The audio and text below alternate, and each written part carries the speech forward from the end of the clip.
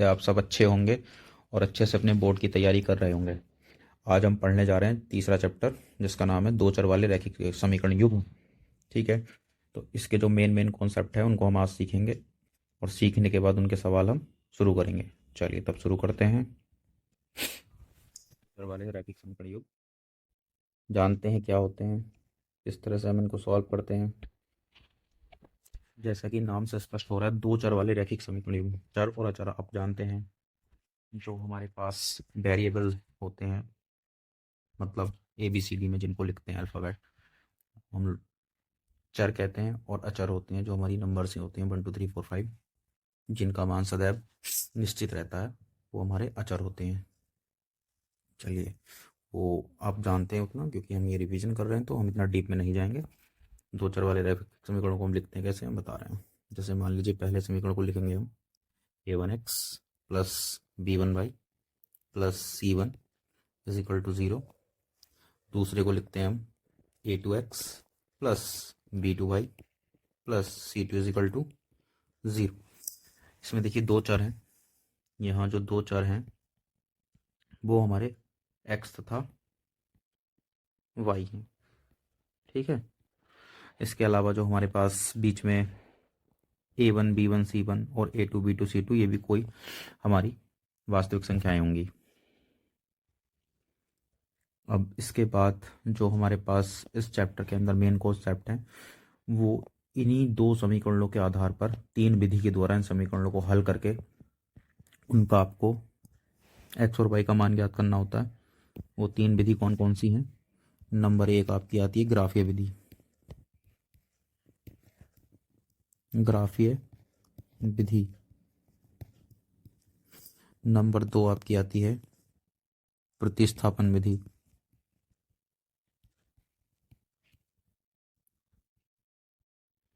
और इसके बाद आपकी बच्चों नंबर 3 आ जाती है विलोपन विधि।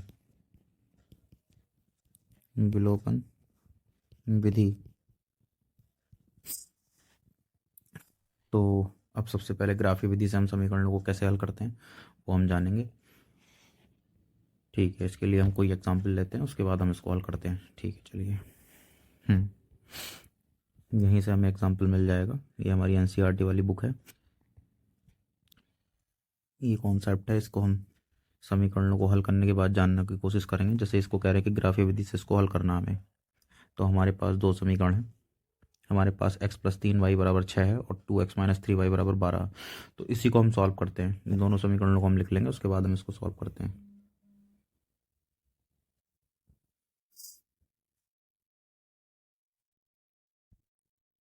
चलिए, तो हमारे पास समीकरण है x plus 3y equal to 6, x plus 3y is equal to 6। और दूसरी समीकरण हमारे पास है बच्चों 2x minus 3y plus 12, 2x minus 3y is equal to 12 है, सॉरी। और अब इसको हम हल करते हैं। ठीक है, तो हम अपना तरीका बताते हैं कैसे इनको हल करते हैं। आप लोग देखिएगा, इनको हल करने के लिए आप एक बॉक्स बनाएंगे।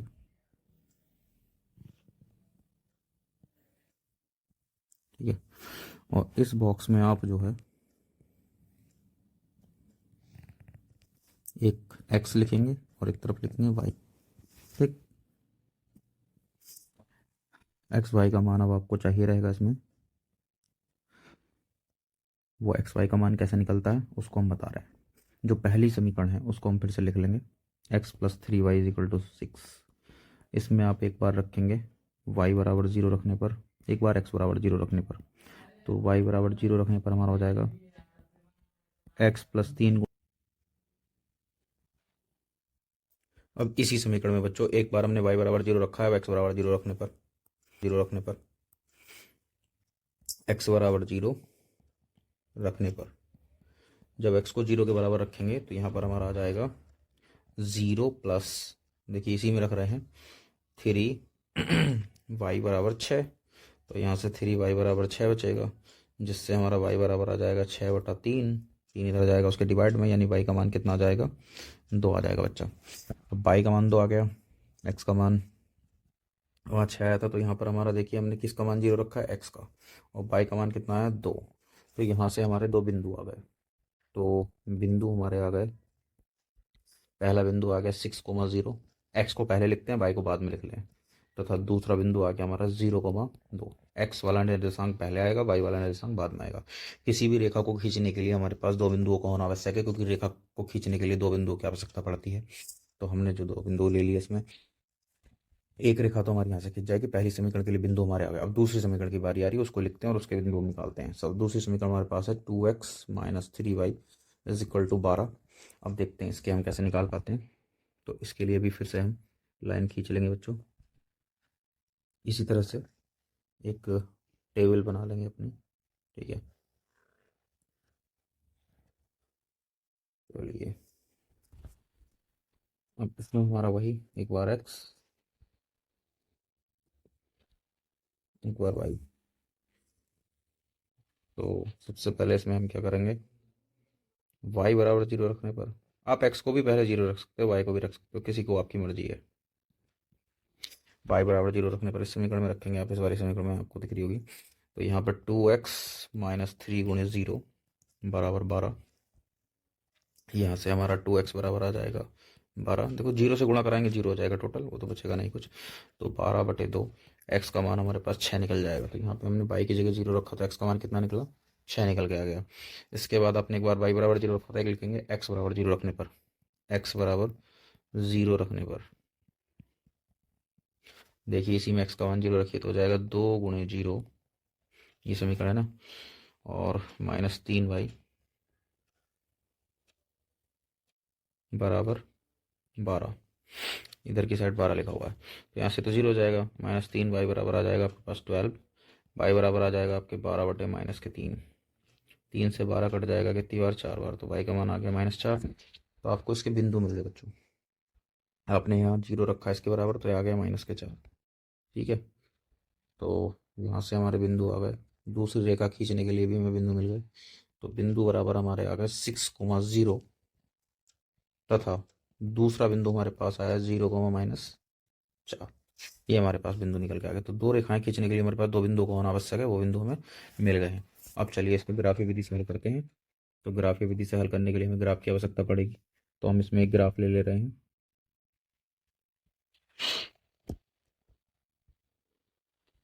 हम्म,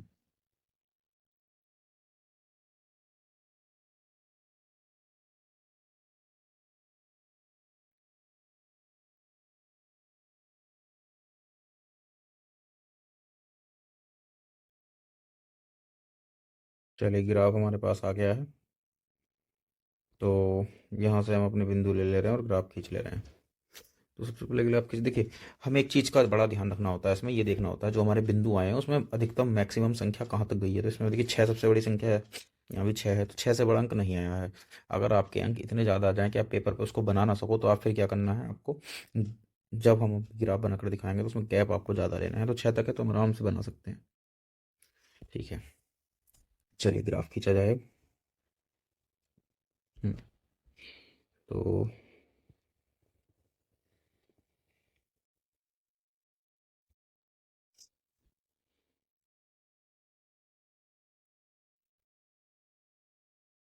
माइनस के भी पॉइंट आए हैं, तो दोनों चीज़ का ध्यान रखेंगे कि माइनस के पॉइंट आए।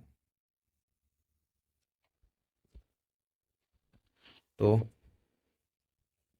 देखिए हमें बिंदु पता रहने चाहिए, तो हम अपने बिंदुओं को थोड़ा सा पास में लिख लेंगे ले जा करके। थोड़ा मैंने गैप कर दिया था, सॉरी।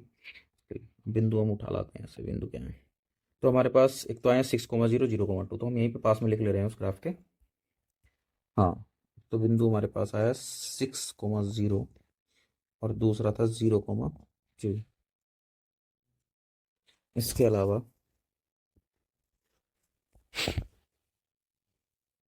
फिर से लिख देता हूँ मैं।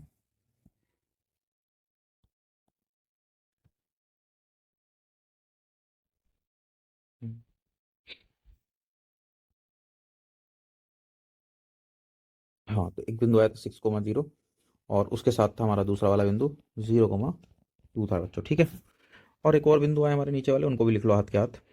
वो हमारे जो बिंदु आए हैं वो आए हैं 60 और 0,4। 6,0 और दूसरा आया है 0, -के 4 आया है, ठीक है। पिछली वीडियो में शिकायत आई थी भाई आप बहुत जल्दी जल्दी बोलते हैं, तो इसलिए हम बहुत स्लो मोशन में आपको पढ़ा रहे हैं जिससे हर बच्चे की समझ में आ जाए, ठीक है। तो यहाँ पर हमारे पास 6 और -4 तक है हमारे पास, तो हम इसमें 6 तक चलेंगे हर तरफ। ये ध्यान ये देना है, हमारे पास एक्स अक्स जो शुरू वाला होता है वो एक्स अक्स होता है, जिसको हम भुज कहते हैं, और कोटियम बाई को कहते हैं वो 0। तो मैक्सिमम इसमें 6 तक जाना है। आपके सवाल में मान लीजिए 10 तक आ जाए, तो आप उसी हिसाब से ग्राफ बनाएंगे, तो आप 1 2 3 4 भी लिख सकते हैं, या 2 3 2 4 6 8 10 2 2 का गैप लेकर भी लिख सकते हैं। तो हमारे पास 6 है। यहाँ पर मूल बिंदु होता है आप जानते हैं, तो यहाँ का निर्देशांक तो 0 होता है बच्चों। फिर यहाँ पर हम 1 लिख देंगे, यहाँ 2 लिख देंगे, 3 4 5 6 6 तक तो गया ग्राफ, एक आध एक्स्ट्रा बना देंगे 7, है ना। ऊपर को देखिए, बाई में अधिकतम यहाँ 2 आया है, वहाँ -4 आया है, तो बनाएंगे। हो जाएगा हमारा 1 2 3 4। हाँ दिखाए, ये तो है बाई एक्स हमारा ऊपर वाला, इसको कहते हैं वाई एक्स। इधर वाला होता है हमारा एक्स अक्स, ठीक। इधर बाईं ओर होता है -x अक्स, नीचे की ओर होता है आपका -के वाई एक्स। तो अब बाई पे भी बनाना है, अभी हमने ऊपर बना लिया था, एक्स को बनाई, -1, इधर माइनस में चलती है संख्या, -2 -3 -4 -5, इतना बहुत है। माइनस में देखिए एक्स इतना आया ही नहीं है, यहाँ -1 आ जाएगा, -2 -3 -4, ठीक है दोस्तों। यहाँ तक हमने ग्राफ अपना बना लिया। हम बिंदुओं को देख के उसके हिसाब से ग्राफ बनाते हैं। तो हमारा पहला बिंदु है 6,0, तो हमें देखना पड़ेगा एक्स पे 6 कहाँ है। तो एक्स पे 6 ये रहा, और वाई पे 0, वाई पे 0 है, तो हमारा एक पॉइंट तो हमें ये मिल गया। हाँ, तो चलिए, तो हमें तो ये बिंदु बिंदु 6,0 वाला, ये बिंदु हो जाएगा हमारा 6,0, ठीक। इसी के साथ जो दूसरा बिंदु है वो है 0,2, तो 0 यानी एक्स पे तो 0 होना चाहिए, वाई पे 2, वही रहा। ये बिंदु हो गया हमारा 0,2, 0,2। तो एक रेखा तो यहाँ से यहाँ तक जाती हुई हमारी खींच जाएगी, इन दोनों को मिलाती हुई। तो एक रेखा हम दोनों को मिलाती हुई खींच दे रहे हैं बच्चों, देखिए यहाँ से जाएगी और यहाँ से जाएगी, ठीक है। तो ये हमारी एक रेखा बन गई। अब इसके बाद दूसरी की जो बात हो रही है उसको भी खींचते हैं हम लोग। जो दूसरी रेखा है हमारी, हाँ, वो हमारा बिंदु है पहला 6,0, तो भैया ये तो सेम ही रहेगा दोस्तों।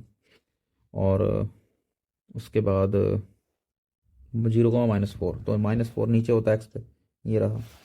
तो एक रेखा ये खींचेगी, यहाँ से ले जाना है इसको और 6 वाले से पास कराना है, ठीक है। तो ये हमारी दूसरी रेखा हो गई। हाँ, ये वाला बिंदु मैं लिख दे रहा हूँ क्या है, ये वाला बिंदु हमारा हो जाएगा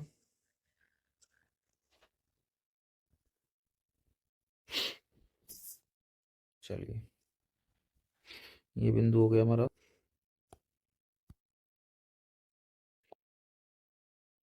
हाँ ये वाला बिंदु हमारा आ गया बच्चों 0, -के 4। तो इस तरह से हमारा ग्राफ की विधि के द्वारा निरूपण हो गया समीकरण का। और समीकरण का हल बताना होता है कि समीकरण का हल क्या होगा।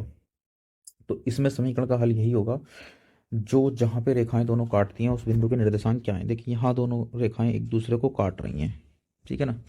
बेसिकली यहीं से रेखाएं बन के चल रही हैं। तो ये 6,0 है, इस बिंदु के निर्देशांक क्या हैं अब सब जान रहे हो, 6,0, यानी कि x का मान यहाँ पर 6 है और y का मान यहाँ पर क्या है, 0 है। तो यही समीकरण का हल हो जाएगा।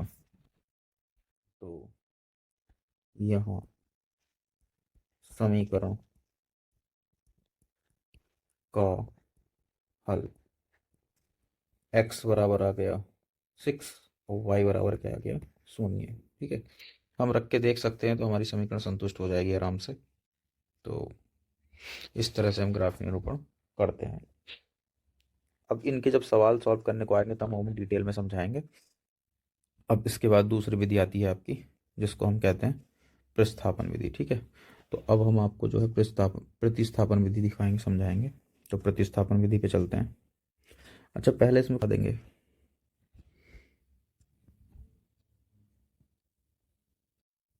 चलिए करते हैं। हम्म तो एक सवाल इसमें आया कि कक्षा 10 के विद्यार्थियों ने एक गणित की पहली प्रतियोगिता में भाग लिया। यदि लड़कियों की संख्या लड़कों की संख्या से 4 अधिक हो तो प्रतियोगिता में भाग लिए लड़के और लड़कियों की संख्या ज्ञात कीजिए। देखिए, कहा गया है पहले तो रैखिक समीकरण युग्म आपको बनाना है, उसके बाद ग्राफ्य विधि से हल भी करना है। तो ग्राफ्य विधि से हल करने का तरीका मैंने आपको दिखा दिया ऊपर, ठीक है, यहाँ पे सॉल्व करके दिखा दिया आपको। लेकिन इतने से ही बात नहीं बनेगी बच्चों, बात इतने से ही नहीं बन रही इस सवाल में, इनको हल भी करके दिखाना है, ठीक है। तो देखिए, ये हमने सॉल्व किया था, इस तरह से ये सवाल था, तो इनका भी यही आया था और इनका हल भी आ गया था। ठीक है, चलिए करते हैं। हम्म शुरू किया जाए सवाल फिर। कहा गया है कक्षा 10 के 10 विद्यार्थियों में से एक गणित की पहेली में भाग लिया है और लड़कियों की संख्या लड़कियों की संख्या से 4 अधिक है। तो हम क्या करेंगे, इसमें कुल विद्यार्थी मान लेंगे। कुल विद्यार्थी तो 10 दे रखे हैं, वो मानने की जरूरत ही नहीं है, लड़के और लड़कियों को मानना पड़ेगा। तो चलिए शुरू करते हैं। हाँ, कुल विद्यार्थियों की संख्या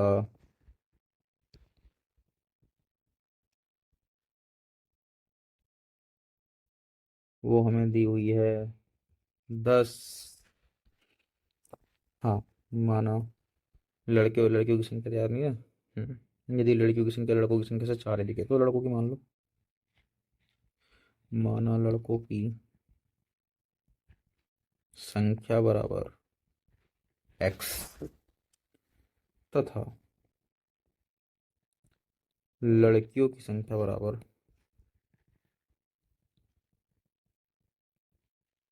y। ठीक है, तो x प्लस वाई बराबर 10, समीकरण नंबर हमारी 1 बन जाएगी। ऐसा क्यों हुआ? क्योंकि कुल विद्यार्थी 10 हैं, तो लड़के और लड़कियां मिला के टोटल 10 है, यानी कि x प्लस वाई बराबर 10, लड़कों की संख्या प्लस लड़कियों की संख्या बराबर वाई बराबर 10 हो गया। दूसरे केस में हमसे इन्होंने ये भी कहा है, ध्यान दीजिएगा, कि जो लड़कियां हैं वो लड़कों से कितनी अधिक हैं, 4 अधिक हैं। लड़कियां माने वाई, और लड़कों से कितनी ज़्यादा है, लड़कों में 4 जोड़ेंगे तो आ जाएगा, यानी x को इधर ले आओ तो हो जाएगा माइनस का x प्लस वाई बराबर 4। ये समीकरण नंबर आ गई आपकी 2। ये कैसे हुआ? ये ऐसे हो गया क्योंकि आप x को इधर से इधर लाए, माइनस का x हो गया। ठीक है, अब उसी प्रकार से हम करेंगे जैसे हम करते हैं पहले समीकरण के लिए। पहले समीकरण के लिए तो आपका y बराबर x plus 4, x plus y बराबर 10 है, एक्स प्लस वाई बराबर 10। तो यहाँ पर x बराबर 0 रखने पर, पहले चाहे x को रख लो चाहे y को रख लो, कुछ भी रख सकते हैं, इतना कंफ्यूज इसमें नहीं होना है आपको। 0 प्लस वाई बराबर 10 आ गया, तो यहाँ से y बराबर कितना आ गया, 10। ये लिख दीजिए y बराबर 0 रखने पर, y बराबर 0 रखने पर तो x प्लस 0 बराबर आपका 10 आ गया, तो यहाँ से x बराबर कितना आ गया, 10 आ गया। तो आपके जो बिंदु आ गए, और इस तरह से हम ग्राफ भी प्लॉट करते तो उसमें आपके जो बिंदु आते वो कुछ इस प्रकार से आ जाते दोस्तों। यहाँ पर हमारा x होता है, यहाँ पर y। सबसे पहले आपने x को 0 रखा तो y 10 मिला, फिर आपने y को 0 रखा तो x क्या मिला, 10 मिले। तो हमारे जो बिंदु हैं इस रेखा के लिए कुल मिला के हमारे जो बिंदु आ गए वो आ गए, पहला बिंदु आ गया 0,10 तथा दूसरा हमारा आ गया 10,0। अब लिखेंगे दूसरी समीकरण के लिए। दूसरी समीकरण के लिए अब दूसरी समीकरण को देखते हैं, उसमें क्या है।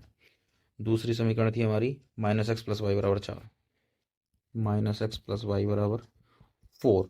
तो उसमें वही एक्स बराबर 0 रखने पर, पहले एक्स बराबर 0 रख देंगे, तो यहाँ से हमारे पास आ जाएगा -0 प्लस वाई बराबर 4। जीरो के सामने कोई चिन्ह का कोई मतलब होता नहीं है, 0 0 होता है, तो वाई बराबर 4 आ गया। इस बार लिखेंगे कॉमा लगा के, वाई बराबर 0 रखने पर, पहले एक्स को रखा, किसको रख रहे हैं, वाई को रख रहे हैं, वाई बराबर 0 रखने पर, तो यहाँ पे हो जाएगा -x+0 बराबर 4। तो -x बराबर 4, दोनों तरफ माइनस से गुणा करा देंगे तो x प्लस का हो जाएगा, इधर माइनस का 4 हो जाएगा। देखिए, x और y को कभी माइनस में नहीं लेते हैं, संख्या के वो माइनस आना चाहिए। तो यहाँ से भी अगर हम इस तरह से टेबल बनाना चाहें तो बना सकते हैं। हमें बिंदु निकालने से मतलब होता है, बिंदु हमारे वैसे निकल गए हैं, एक्स और वाई। एक्स का मान 0 रखा था तो वाई 4 मिला, और जब वाई का 0 रखा था एक्स कितना मिला, -4। तो कुल मिला के बच्चों हमारे बिंदु आ गए, बिंदु बराबर हमारे आ गए, पहला आया हमारा 0,4 तथा दूसरा हमारा आया -4,0। देखो वाई बराबर 0 रखा, एक्स का मान -4 मिल गया। अब इसके लिए हमें बनाना होगा ग्राफ। चलिए फिर से ग्राफ बनाते हैं बच्चों। तो ग्राफ ऐड कर लेते हैं हम। ग्राफ या विधि से हल करने को कहा है ना उन्होंने, तो ग्राफ या विधि से हल भी करेंगे हम। चलिए किया जाए। हम्म बिल्कुल सही बना देता हूँ। हाँ। अच्छा एक चीज देखो, अधिकतम हमारे जो बिंदु आए हैं, जो पॉइंट्स आए हैं, वो कितने आए ज़्यादा ज़्यादा। हमारे पास ज़्यादा बड़े पॉइंट नहीं आए हैं, 0,4 आया है, -4,0 आया है, ठीक है। ऊपर वाले में 0,10 10 मतलब 10 तक गया है भाई। तो 10 तक अगर गया है तो आपके पेज में उतनी जगह नहीं है, छोटा आपको ग्राफ बनाना है, तो आप क्या करिए, और रहती भी नहीं 10 तक तो बना सकते हो वैसे, लेकिन फिर भी हम क्या करेंगे, इस बार आपको दो दो का गैप लेके बनाना सिखा दे रहे हैं। एक लाइन बीच में खींचेंगे, एक लाइन इधर खींच देंगे, ठीक है। अब क्या करेंगे हम यहाँ जो पॉइंट्स लेंगे। हम्म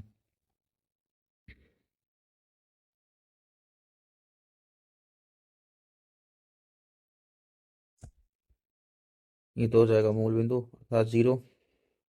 यहाँ दो दो का गैप कर लीजिए आप, 2, 4, 6, 8, 10। देखिए वैसे तो आप ध्यान देंगे इसमें, तो यहाँ पर हमारा जो है बाई का मान भी 10 आया, एक बार एक्स का मान भी आया, तो 10 तो भाई हर तरफ को लेना पड़ेगा आपको। तो 10 तक अगर आप नहीं ले पा रहे तो आप दो दो का गैप करके ले लीजिए। उसी प्रकार यहाँ -2, -4, -6, -8, -10।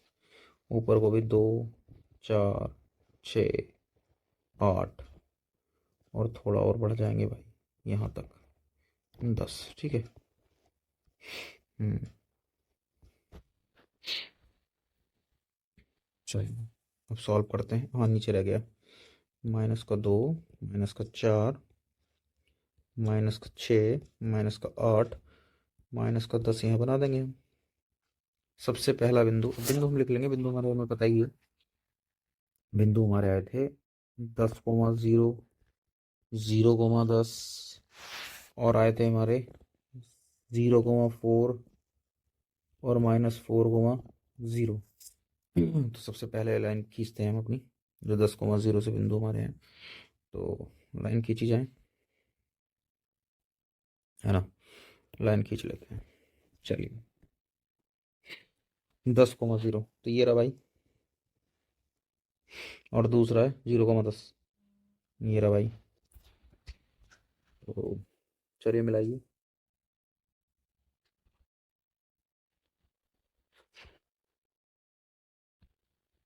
इनको मिला देते हैं। हाँ जी। उसके बाद दूसरी रेखा है 0,4 और -4,0। तो 0,4 कहाँ पे होगी, यहाँ पे होगी। और ये वाली कहाँ होगी, दूसरी वाली, -4,0, वो होगी आपकी यहाँ पे। तो इन दोनों को मिला देते हैं,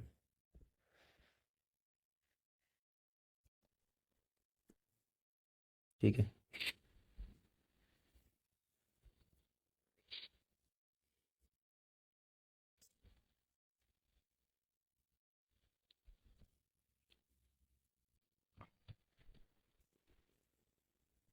तो यहाँ तक हमारा हो गया। अब इन पॉइंट्स को हम लिख देते हैं, कौन कौन से पॉइंट्स हमारे आए हैं, ठीक है। तो हमारे पास जो पॉइंट्स आए हैं वो हमें मिल गए, 10,0, ये वाला 0,10, ये वाला था हमारा 0,4, और ये वाला था हमारा -4,0। अब दोनों रेखाएं एक बिंदु पर काटती हैं, जहां इस बिंदु पर काटती हैं देखिए यहाँ आएगा और नीचे हम इसको मिला दे रहे हैं।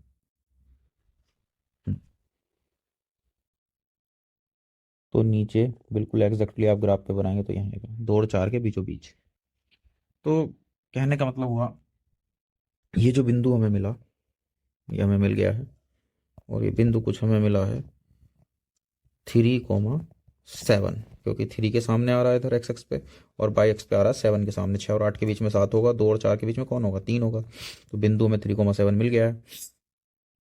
अब यहाँ तक हम आ गए। तो इसके बाद क्या करेंगे, यही हमारा हल है समीकरण का, क्योंकि हमें जहाँ दोनों रेखाएं काटती हैं वही हमारा समीकरण का हल होता है।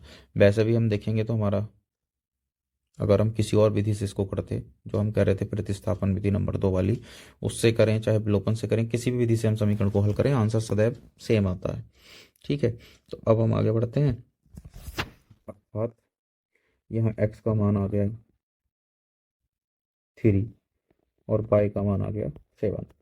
लिख देंगे अतः लड़कों की संख्या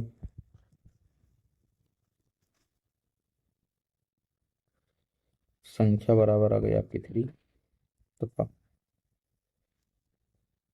लड़कियों की संख्या वो आपकी आ गई लड़कों से 3 अधिक 3 + 4 अर्थात 7। तो यही आपका उत्तर हो गया बच्चों। देखिए, नया टॉपिक हमारे पास आ गया, निम्नलिखित रैखिक समीकरणों के योग को अवलोकन विधि द्वारा और प्रतिस्थापन विधि द्वारा हल कीजिए। ठीक है, तो हमारे पास 2 समीकरण दे रखी हैं। पहले में इजी है, मैं आपको कुछ योग करके दिखा देता हूँ सवाल, जो नॉर्मल से सवाल है एकदम, जिससे आपकी समझ में आ जाए।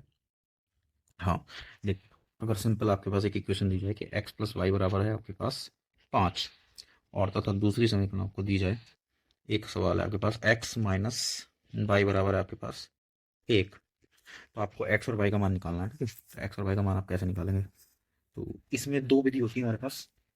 पहली विधि होती है प्रतिस्थापन विधि, दूसरी विधि होती है विलोपन विधि।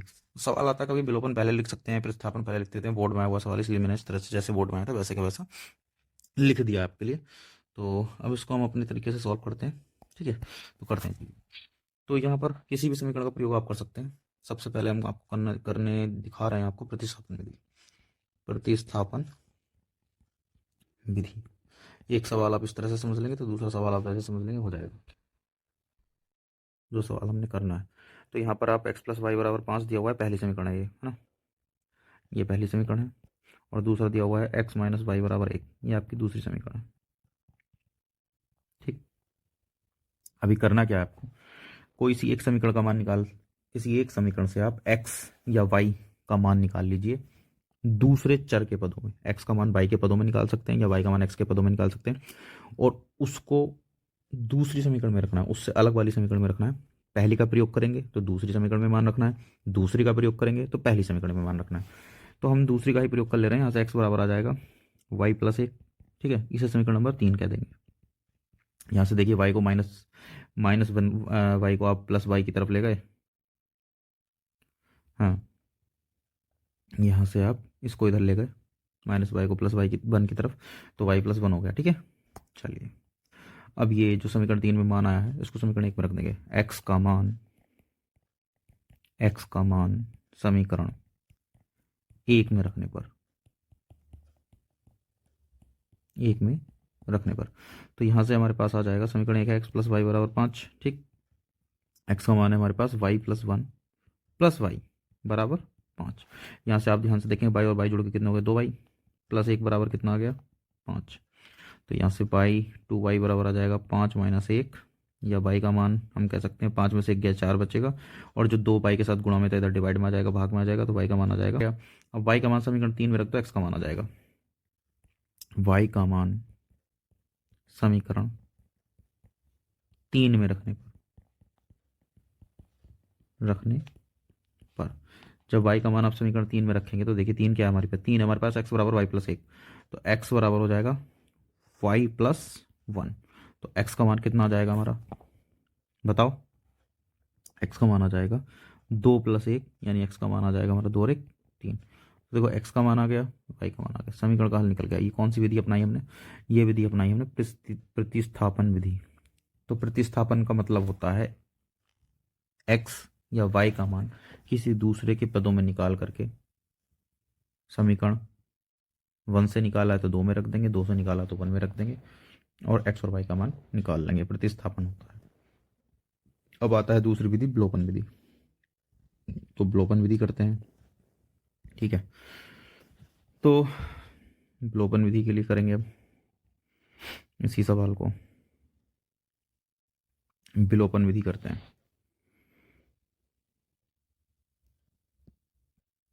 विलोपन विधि, तो विलोपन विधि में विलुप्त करना होता है पद को, एलिमिनेशन मेथड भी कहते हैं इसको अंग्रेजी में।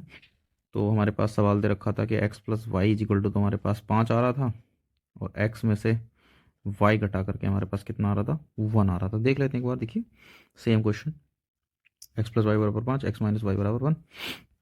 तो इन दोनों समीकरणों को हमें हल करना है, तो हल करते रहिए कि यहीं देखिए। अब इसको क्या लिखेंगे, दोनों समीकरण हमारी ऊपर नीचे लिखी हुई हैं।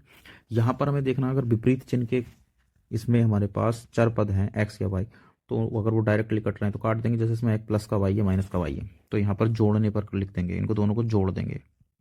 जोड़ने पर x और x जुड़ के 2x हो जाएगा, माइनस वाई प्लस वाई आपस में कट जाएंगे, जोड़ने पर कोई चिन्ह बदलता नहीं है, जैसा चिन्ह रहता है वैसा ही रहता है। इधर 5 और 1 6 हो जाएगा, x का मान आ जाएगा 6/2, x का मान आ जाएगा 3, ठीक है ना।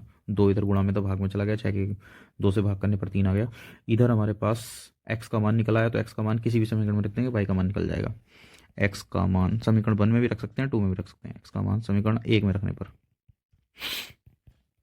1 में रखने पर, तो यहाँ पर हमारे पास y का मान आ जाएगा बच्चों, देखो x प्लस वाई बराबर 5, तो हो जाएगा x प्लस वाई बराबर 5 हमें दिया हुआ है, x का मान आपके पास 3 आ गया, तो 3 प्लस वाई बराबर 5 आ जाएगा, तो y बराबर आ जाएगा 5 माइनस 3, अर्थात y का मान आ जाएगा 5 में से 3 गया 2। तो देखो जो पहले आया था वही अब आया है। आप किसी भी विधि से कर लो, आपके मेथड एकदम सेम आएंगे, सॉरी आंसर आपके एकदम सेम आएंगे। x का मान 3, y का मान 2, और यहाँ भी x का मान 3, y का मान 2। अब जो हमें सवाल दे रखा है उस सवाल पे आते हैं, ठीक है। मैं मोस्टली जो हमें क्वेश्चन करना था उस क्वेश्चन की बारी आई है, चलिए शुरू किया जाए। हाँ,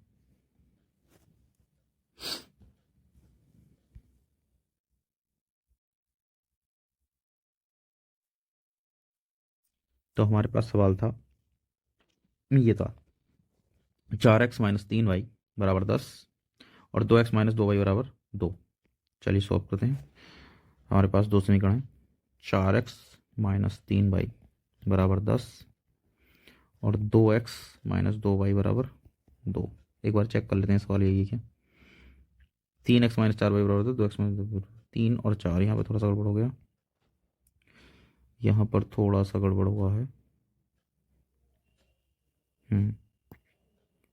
3x माइनस 4y बराबर 10 है। इसको आप करिए अब प्रतिस्थापन विधि से पहले, उसके बाद करेंगे विलोपन विधि से। तो देखिए प्रतिस्थापन से करने के लिए जैसे मैंने आपको बताया, किसी एक से मान निकाल करके दूसरे में रखना होता है, लेकिन इसमें एक ट्रिक आप अपना सकते हैं। जो आपको समीकरण आसान दिख रही हो, जिसमें छोटी संख्याएं हो, उसको आप यूज करिए पहले। तो ये समीकरण नंबर 1 है, ये समीकरण हमारी 2 है। तो 2 हमारी छोटी लग रही है, मैं तो 2 का इस्तेमाल कर ले रहे हैं। यहाँ से 2x बराबर आ जाएगा 2y प्लस 2। ये कैसे हो गया, अरे माइनस का 2y प्लस के 2 की तरफ चला गया, प्लस का 2y हो गया। यहाँ 2x ऐसे ही लिखा रहेंगे, यहाँ पे देखिए क्या आएगा, 2 कॉमन हो जाएगा, अंदर बचेगा y प्लस 1, 2 से 2 कट गया, तो x का मान आ गया y प्लस 1। ये समीकरण नंबर 3 आ गई आपकी, ठीक है यहाँ तक। अब क्या करेंगे आप, x का मान समीकरण 1 में रखने पर, 1 में रखने पर, चलिए 1 में रख दीजिए। तो यही बना आपके सामने लिखी हुई है, 3 इंटू वाई का एक्स का मान आया y प्लस 1, देखिए यहाँ से, और माइनस का 4y बराबर का 10। तो यहाँ से आप अंदर गुणा कराएंगे, 3y प्लस 3 माइनस 4y बराबर 10 हो जाएगा। यहाँ से आप देखेंगे 3y में से 4y गई तो माइनस का y बचेगा, इधर हो जाएगा 10 माइनस 3, माइनस y बराबर आ जाएगा 10 में से 3 गए 7। देखिए 3y में से 4y घटेंगे तो माइनस के y बचेंगे, और 3 इधर प्लस का है, 10 की तरफ चला गया तो हो जाएगा माइनस का, 10 में से 3 गए 7, तो y बराबर आ गया माइनस का y बराबर 7। दोनों तरफ माइनस से गुणा करा देंगे, y बराबर माइनस 7 आ जाएगा। क्योंकि x और y हमेशा प्लस के रहने चाहिए, उनकी दूसरी साइड जो संख्या चल रही है वो हम निकालते हैं, माइनस की आएगी प्लस की आएगी। अब देखिए y का मान समीकरण 3 में रखने पर, y का मान समीकरण 3 में रखने पर पता क्या है। अब y का मान क्या करेंगे, समीकरण नंबर 3 में रख देंगे। y का मान समीकरण 3 में रखने पर, ऊपर ही लिखी हुई है ये, 3 में रखने पर जब y का मान समीकरण 3 में रखेंगे तो x बराबर आ जाएगा हमारा -7 + 1, x बराबर आ जाएगा -7 और +1 कितना है, -6। तो x का मान हमारा आ गया -4y बराबर 10 लिखा हुआ है, और दूसरी समीकरण में 2x - 2y बराबर 2 लिखा हुआ है। देखिए, ना तो x का गुणांक बराबर है ना y का गुणांक बराबर है, तो इनको जोड़ना या घटाना आसान नहीं है। हमें क्या करना होता है, विलोपन विधि में किसी एक को विलुप्त करना होता है। या तो x को विलुप्त कर दीजिए, चाहे तो y को विलुप्त कर दीजिए। तो यहाँ बड़ा आसान है, 3 और 2 में तो आपस में गुणा करानी पड़ेगी, तब कोई इनका कॉमन बन पाएगा। 3 में कुछ गुणा करा के 2 नहीं आता, 2 में कुछ गुणा करा के 3 नहीं आता, नॉर्मल। अब हमारे 4y और 2y, हाँ यहाँ हमें दिख रहा है, अगर हम इस समीकरण में 2 से गुणा करा दें तो 4y बन जाएगा। तो हम इस पूरी समीकरण में बच्चों, इस पूरी समीकरण में हम गुणा करा दे रहे हैं 2 से, ठीक। और फिर इन दोनों को घटा देंगे, क्योंकि यहाँ भी माइनस का चिन्ह है, यहाँ भी माइनस का चिन्ह है, तो कोई फायदा तो होगा नहीं डायरेक्टली करने से, तो घटाने से होगा। तो फिर से लिखेंगे हम, यहाँ हमारे पास फिर से लिख रहे हैं पुनः समीकरण 1 वैसी रहेगी, और माइनस समीकरण नंबर 2, और समीकरण नंबर 2 में कुछ गुणा करा रहे हैं, 2 से करा रहे हैं, तो करेंगे सॉल्व इसको, ठीक है। तो समीकरण नंबर 1 को वैसे लिख दीजिए, 3x - 4y बराबर 10। समीकरण नंबर 2 में हमने 2 से गुणा कराई है, तो जाएगा 2 दूनी 4x माइनस के 2 दूनी 4y और बराबर 2 दूनी 4। देखिए, जब गुणा कराएंगे तो LHS RHS पूरे में होगी, दोनों में होगी। अब हम इनको घटा रहे हैं, घटाने पर जब घटाते हैं तो चिन्ह हमारे उल्टे हो जाते हैं, माइनस का प्लस हो जाता है, जहाँ प्लस होता है वो माइनस हो जाता है। तो 3x प्लस के हैं, माइनस के 4x हैं, तो 3 में से 4 गया, माइनस का 1x बच जाएगा। एक को हम लिखते नहीं, इस तरह से लिखते हैं, माइनस के 4y प्लस के 4y कट जाएंगे, इसलिए हम ये करते ही हैं। अगर नहीं कटेंगे तो हम फिर सवाल को ठीक नहीं कर रहे हैं, क्योंकि हमें x या y को विलुप्त करना है, क्योंकि इस विधि का नाम ही विलोपन विधि है। विलोपन विधि में कुछ ना कुछ विलुप्त होना चाहिए, मतलब कटना चाहिए। 10 में से 4 गया, कितना बचेगा, 6 बचेगा। तो x का मान आ जाएगा -6, ठीक है।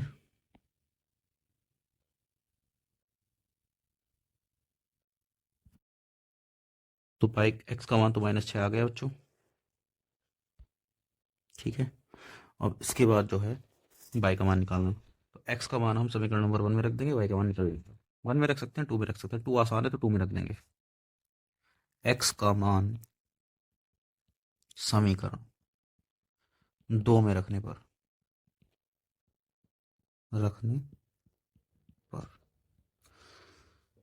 तो हमारे पास जो समीकरण नंबर 2 है वो कुछ इस प्रकार से है, 2x - 2y बराबर 2। तो यहाँ पर हो जाएगा 2 गुणे x का मान -6 - 2y बराबर 2। 6 दूनी 12 हो जाएगा, माइनस के 2y बराबर हो जाएगा 2, क्योंकि इधर कर देना बचा उस बात। तो -12 को इधर ले जाएंगे, तो हमारे पास आ जाएगा -2y बराबर 2 + 12। y बराबर आ जाएगा 12 और 2 कितने हो गए, 14, और बटे में -2। तो y का मान आ जाएगा हमारे पास, इधर मैं लिख दे रहा हूँ बचा हुआ, y का मान आ जाएगा -7।